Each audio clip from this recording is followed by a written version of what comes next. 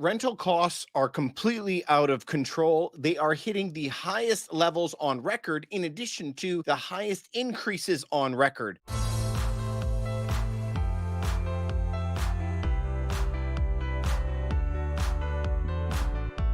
This is blowing people's minds and it's blowing people's wallets, their budgets, and it's making harder than ever before on them to be able to pay their bills and just to provide a basic property for their families. All right, so let's dig into this today because we got a lot to cover, you guys. Got a lot of cool stuff to show you. All right, so in Calgary, they're facing a 25% spike in rental prices. This is a small city, a million people, just north of Montana, and they're seeing a 25% increase in rates. All right, so they're seeing this, it's going up. They're saying that rental affordability could be an election issue. So rent right now in Canadian dollars, they're less than American, but they're 1890, $1,890 for purpose-built or condominium apartments. Okay, up 24%, 24.9. Let's call it 25. So that is a very, very, very big price. Now, where I am in Toronto, it's in a city that is much larger, over 5 million. And so once we're into this category, now look at what Toronto is facing. Average rent over $3,000 a month, guys. First time that this has ever been over $3,000.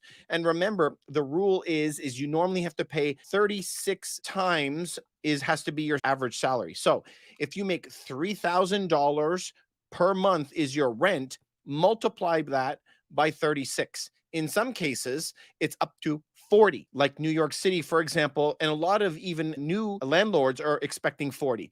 So if you pay $3,000 rent, that means you need to make times 40. You now need to make $120,000 a year to be able to afford a one-bedroom apartment in a rental. This is a big problem. And this is why we're seeing this exodus out of big cities. They're leaving and going to smaller places, less expensive places like Calgary in the first example, smaller town, but rents are still getting close to $2,000 a month. Again, follow that 36 times rule. This is a very, very big deal. So what I hear from people all the time is those greedy landlords, those bastards.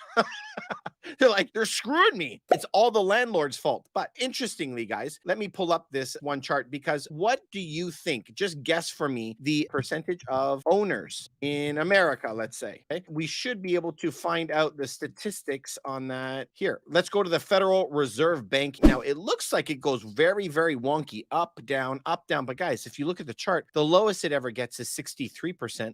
The highest it ever got was 69% in 2004. So on average, it doesn't matter what decade. This is going back to the 60s, guys. This is what I mean. It's always 35% renters. So all these people that talk about home ownership, all the way back to the 60s, 70s, 80s, 90s, whenever it was, there always has to be this cohort of rental apartments that are out there, 35%. And this is pretty true all over Europe, North America, Australia, New Zealand, a lot of places. They need rentals. So you need an investor to be able to buy the rental to rent it out. So if the money, though, is going, if they're jacking the rent by 25% and it's going straight away to the landlord, is the landlord making off like bandits with all this money? All right, well, let's look at some of the loans. Last year, $700,000 loan at 2%. The payment right here was $3,000 a month. $700,000 a loan this year at 6% is now $4,500, $1,500 more. So that is a 50% increase today. So I understand that even in this case, that is 25% up in the rent on a day-to-day basis on current ones on lease, for lease. The landlord is getting it worse. He now is up 50% in his cost. But guess what? It doesn't stop there because insurance prices have gone up, fees have gone up, condo maintenance fees have gone up. Everything is going up. So at the end of the day, the landlord is actually going backwards. He's losing some money. So my question then to you all is who's making the money? If you're paying all this extra money, who are you making it to? Well, my friends, if we go to the debt clock for Canada, it's sitting at $1.2 trillion. Trillion with a T. So your share is $34,000. Okay, but what happens if it's you and your wife stays home with the kid? Well, now you got to pay double that. Now you got to pay 70,000, and that doesn't even include the provincial debts or everything else. So a large part of this, the problem is number one, the amount of money that they printed. We have to use something that hasn't been used in decades, just being reasonable. We have to be able to spend within our budgets. One person, when I was single, I had to be able to only spend within my budget of what I'm making. I can't spend more than what I make. The same thing is with a family. The same thing is with a city. The same thing is with a province or a state. Now, of course, their intention is if we go into a massive recession, the government will borrow to get us out of it. But then when good times are back, we have to pay back that debt and store up for another rainy day fund. It's funny that people kind of forget this because one person, they go, yeah, you have to spend within your means, right? And a family, my extended family. But as soon as you get to country, they go, you can borrow as much as you want. And this is the lie that we've been told, right?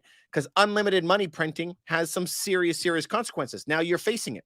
So 1.2 trillion in debt in the United States is 32 trillion, but the unfunded liabilities in the States is another $150 trillion past that. So we know how much more money has to be printed and how much more inflation is going to be coming down the pike. All right, so let's continue. The answer that Canada and the United States have is, well, we're just going to bring in a lot of extra people. Canada's population grew by 1 million. This is their answer in 1 year, which is shocking because the United States is 370 million people. And how many people did they bring in? They brought in 286,000 lawful permanent residents in 1 quarter, which is, let's do quick math, 1 million a year. United States are 11 or 12 times the size of Canada, and we're bringing in the same number.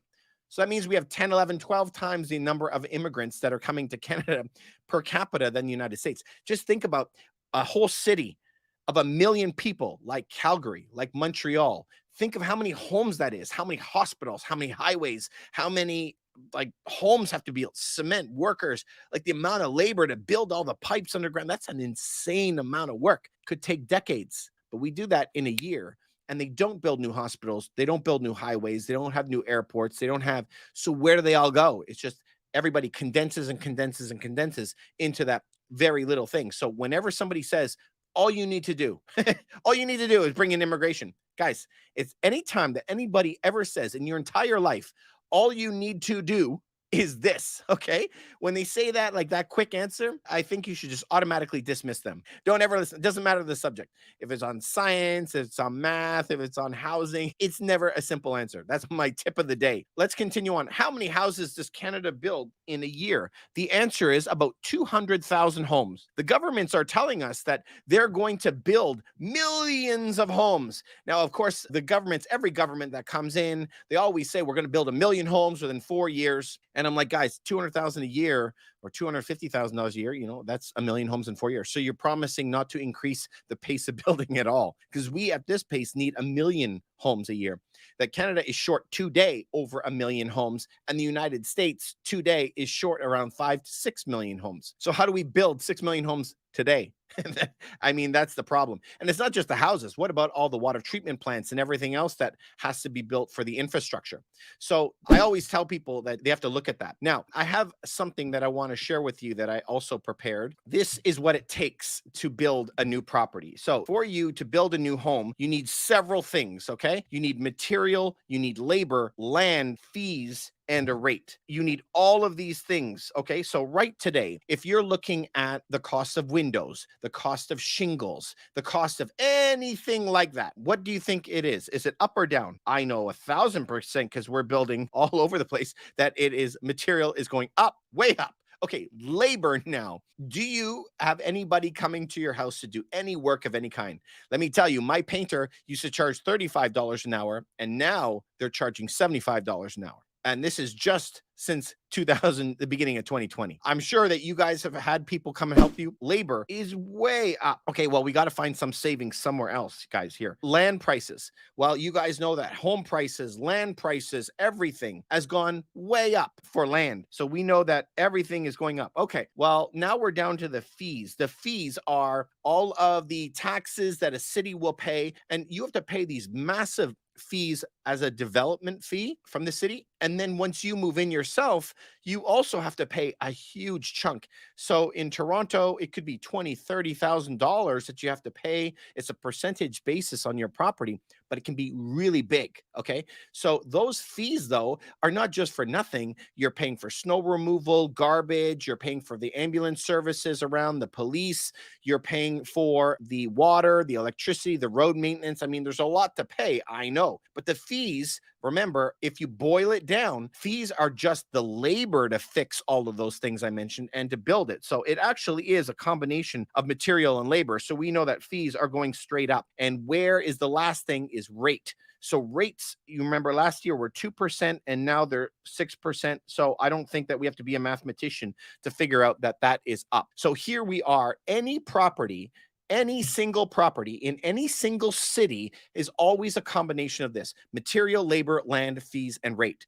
Now, for me, because I've actually looked into fees so much, fees actually are only labor and material. If you break it down, that dude who's coming over to fix the road in front of your apartment building has to pour the asphalt in, pound it down with the machine, and it's his labor and the machinery and the asphalt. It's material and labor. So really, at the end of the day, you only have to solve for payment for four things: material, labor, land, and rate.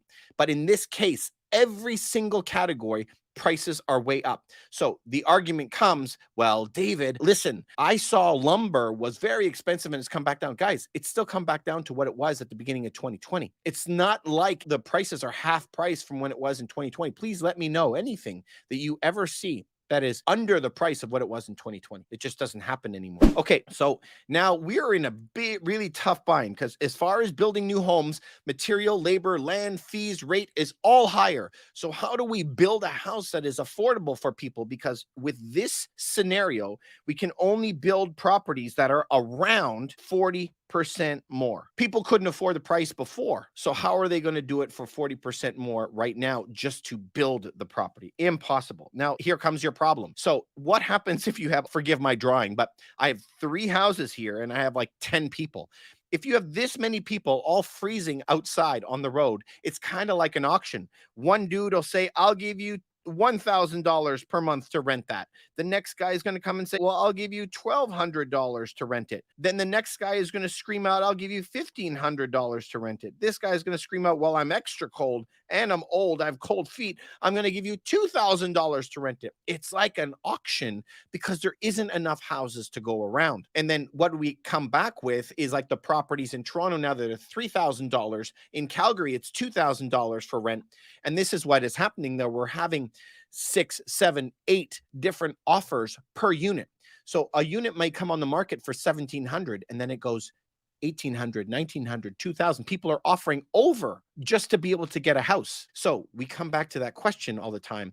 If Canada brought in 1 million people and immigration is the answer, everyone likes to throw that out there, that immigration will fix everything. That is not the answer. There is never just one answer. And there has to be a difference. That we have to be reasonable about it, right? If you bring in, let's just say 1,000 people that all had very, unfortunately for them, very, very bad sickness, let's say, and they all had to get put in an old folks home or in a treatment center. They're not helping the economy right now. We have to build extra units to help them. So then the economy is getting pulled down. But what happens if you bring hundreds or millions of them? We have no homes, no hospital beds and everything for them. It kind of is dragging down the system. So a big chunk of what this rental increase is, number one, is government spending, regardless of what country that you're in, because everyone's on the same WhatsApp group, I always say, and they're texting each other going, everybody print at the same time. So money printing is one, but the other thing is that scarce resource like housing or food. So the answer always to fix those things is to increase the amount of the thing that you're missing. So if you don't have enough food for everybody, the answer isn't just, well, raise the cost of bananas to $10 a banana. The answer is, why don't we grow more bananas? You know what I mean? I mean, that's the way that we got to go. So let's continue on then, you guys. This is the problem that we're running into right now. Now, here comes the insanity of the cities, because we know already that the cost of material, labor, land, everything is gone to the moon. We can't afford that. So here comes the insanity of what different things are happening. So where I live in Canada, this is the crazy town insanity that is happening. So let's just say that you build a massive, massive tower. This is my condo tower, okay? It's 30 stories tall. You have to make an application to the city. Guys, please, will you let me build here, please? Now the city will come to you. We will let you build here if you put 5 floors of low income housing. So now the city doesn't have the money to pay for it. The provinces or states don't have the money to pay for it. So they're bribing the new builders to put low cost properties. Okay. So, I mean, this sounds great, right? To put low cost housing. But if this is low cost housing down here, these bottom 5 floors, okay, where does the extra money come? Because now the builder has to lose $300,000 or $400,000 per unit on 5 floors to a whole bunch of them. Well, I can already tell you that if there's missing $5 million for the builder, he now has to recoup his cost on all the other guys up top. So what ends up happening is each unit, obviously, depending on the size, is going to have a charge of $40,000, $50,000, $60,000 in addition to the cost so that they could subsidize the units downstairs. So when you're looking for a property and you're like, guys, it's 800,000, and then people are saying property prices are up 25% in a year, now they have to pay $1 million. And then you see a $50,000 fee tacked onto that to subsidize the houses that are below. And then interest rates went from 2% to 6%. You have to see what's happening here. Everybody is running out of money. Individuals are running out of money. Companies are running out of money. Provinces and countries are running out of money. Everybody is running out of money right now. And the problem is just getting ratcheted. Now, let's show you another creative solution so this, number one, each unit is going to tacked on with a massive bill on top, which is crazy. I know. And if you can't pay the 40,000 up front, they're just going to build it in to your payment. And you could pay that $40,000 now over 30 years, which is cuckoo. Okay. And now let's get into the United States. Now, this is some other thing. Most people would know 700 is a good credit score. If you had 600, you're getting into the bad credit score territory. So this is what I literally am scratching my head. Please, if you have comments on this, I want to see in the comments below. I have seen every whatever privilege that they claim that's out there. They'll claim skin color, background, country of origin, I don't know, whatever, school. But now they're saying credit privilege. If you have a credit score over 700 and you're in the good category, you have credit privilege. But we get our good credit score because we have worked and spent 20 years making sure we never miss a payment to anyone anytime. And so if you are that diligent and never miss a payment, you get a good credit rating. But if you are lending out your own money to somebody and they're like, listen, man, I got to tell you, I actually only make my payments 1 out of every 2 months. If you were renting a unit, would you be okay with that? No. And so the way that banks work is that they actually give them a higher credit score. So let's say I went to the bank and say, for argument's sake, I had great credit. And they said, David, we're going to give you a 5% mortgage. But somebody who misses his payments all the time, they might give him a 6% mortgage and a 7% mortgage. But now that's not fair because that's credit privilege. So this is the answer that the United States plans to do. So if you have a 600 credit score or 500, let's say, it's not fair because you're going to have a higher interest rate. So let's say that up here at 700, say that you could have a 5%, but below here you might have a 7% score. That's not fair. So this is what they intend to do. So for Freddie Mae backed mortgages, for every $400,000 that you have on a mortgage, you're going to have to pay $50 a month, every month, to help pay the people who have bad credit. I literally I'm steaming right now. I want to know what you think. So in addition to everything else now, I am going to have to pay $50 a month for a $400,000 mortgage. So in Toronto, almost everybody here's their mortgages are over $1 million. So that means you would have to pay an extra $100 per month, every month, for the rest of your life to help people that don't make their payments. I actually think I'm hearing the collective steam coming out of our ears, you guys. So this is what you would have to pay. So this is the argument that I'm hearing. Well, David, $50 is nothing. Okay. $50 is jack. It's not such a big deal. Just pay it and shut up. Okay. This is what I wanted to show you. If you go on a compound calculator and just put in an extra $100 per month. Now the S&P 500 goes up on average 8% over the past 100 years. So I'm just putting 8%. You're going to compound that for 30 years. So what is $100 a month, putting it aside for 30 years? It works out to $140,000. So in addition to me having to pay that extra $50,000 just to pay for the units that are below me, for example, and my city tax is helping to pay for all low cost housing as well. Now I got to pay another $140,000 just to be able to help even more people. In addition to looking to the tax calculator that we looked at, and we said that each family is owing over $70,000 per family, in addition to the provinces, which is equal. When you're born, you're basically a couple $1 million in debt now. This is what I mean, is that every single level is in debt. And this is where I think that as you raise these interest rates, there's going to be a lot of things that shake out in the next couple of years as people's mortgages are coming due. Now, as people's mortgages are coming due and more foreclosures are happening in housing, particularly in commercial real estate, which is going to rail the banks, going to be in big trouble. As this continues to happen, we have to be prepared. Number one, we have to be proactive, not reactive. And number two, this is going to give us some fantastic opportunities in the next couple of years where we're going to be able to buy stocks that you like, buy properties that you like at prices that we've never seen in our lifetime before that are going to give fantastic cash flow. Now, I'm not going to say that Toronto is ever going to be in this situation. I'm saying that if you just remember what happened back in the day, we were getting properties down in Las Vegas and Scottsdale, Arizona, and in Florida that were 80, 90% off. You have to remember these times. And at those times, the banks were not lending at all, even if you put 80% down. None of this 20% down, 5% down that you hear about. Down in the States, Fannie Mae, Freddie Mac, 3%. They wouldn't let you buy it if it was 80% down. You got to buy in cash. So if you're proactive, you're going to have the best deals of your life. So I like to look at this stuff because I find it's very crazy. As times get tough, we're going to have more and more people chomping at the bit for every dollar that you can. If you want to look into it, it's the U.S. is subsidizing high risk home buyers at the cost of those with low credit. If you want to read into it, the United States love their four letters, okay? LLPAs, loan level price adjustments.